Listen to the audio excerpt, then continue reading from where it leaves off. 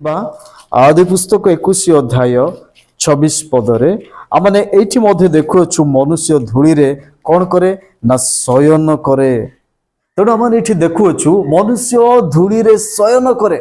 Bible प्रकाश करे मनुष्य धूली रे निर्मित, तेणु से धूली रे मिसिबो।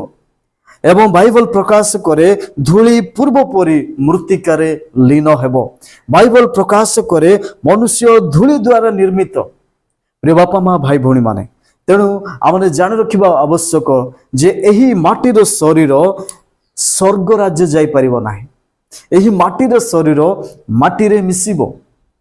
एवं लिखा जाए जो मनुष्य को परमेश्वर आत्मा प्रदान करिसंती, मनुष्य ठारे जो आत्मा परमेश्वर आत्मादाता प्रदान करिसंती, जो समय रे आत्मा को परमेश्वर फेरई निहंती सेई दिन मनुष्य मृत्युवरण करिथाय बोले आमने कहि थाओ। आज परमेश्वरंकर सेई निश्वास द्वारा मनुष्य आज जीवित प्राणी रही अछि।